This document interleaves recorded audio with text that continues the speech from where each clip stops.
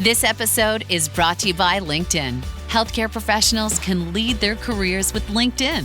Discover jobs by specialty, preferred shifts, and even desired salary. From mental health therapists to radiology technicians, it's now faster and easier for healthcare professionals to find the right fit. Learn more at linkedin.com/healthcare. Side effects may include faster job placement, improved work-life balance, and increased career satisfaction.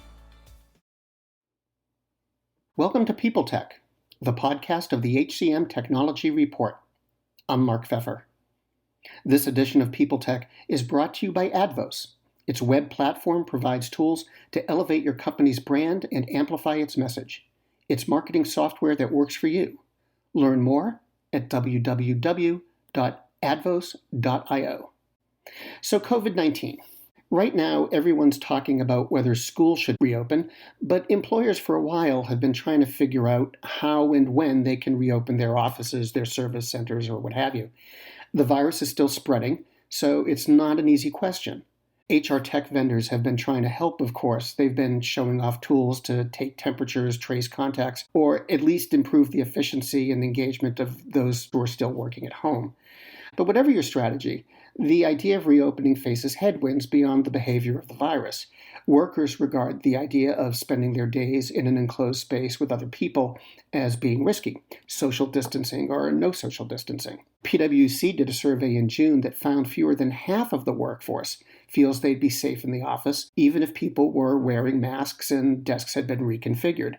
And then in July, the Wall Street Journal reported that less than a tenth of Manhattan's office workers had returned when given the chance. Take Verizon. It said employees could come back as long as they followed rules about things like seating and face masks, but only a few took them up on the offer. Like one executive said, basically, if the point's to go in and work with other people, but not everyone's going to be there, why bother? One thing that's interesting in all this, though, is that employees trust their employers. Qualtrics, for instance, says that 60% of workers would be uncomfortable returning to work, but 80% trust leadership to make the right decisions. More research, this from Kronos, found that most employees, 86%, are comfortable with the idea of their employer managing contact tracing. A lot of people had worried that workers would be too concerned about privacy to go along with that kind of thing, but it turns out they're more worried about their safety.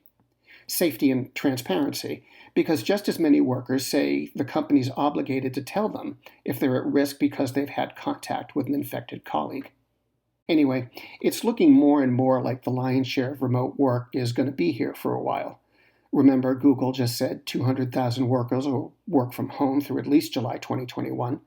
And the timing of return depends on more than COVID-19 spread or the efficacy of any vaccine. It depends also on how Americans react to the vaccine's approval and the ability to manufacture and distribute the vaccine quickly.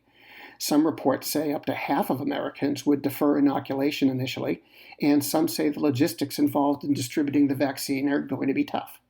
So we may just have to accept the fact that the complete reopening of business is going to lag science and regulation by at least several months. This has been People Tech, the podcast of the HCM Technology Report. This edition was brought to you by Advos, marketing software that works for you.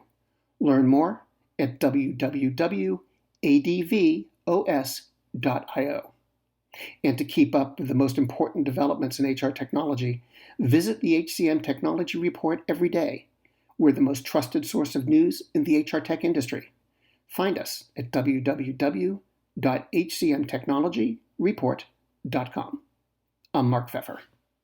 Do you love news about LinkedIn, Indeed, Google, and just about every other recruitment tech company out there? Hell yeah. I'm Chad. I'm Cheese. We're the Chad and Cheese Podcast. All the latest recruiting news and insights are on our show. Dripping in snark and attitude. Subscribe today wherever you listen to your podcasts. We out. Welcome to Don't Retire, Graduate, the podcast that asks you what you want to be when you grow up so you can graduate into retirement with a purpose and a passion, whether you're 25, 85, or any age in between. Gain actionable financial and mindset tips from your favorite authors, podcasters, and influencers to help you reach that exciting next chapter. Listen now and start building your path to financial freedom and reframing what retirement can mean to you. This is your host, Eric Brotman, reminding you, don't retire, graduate.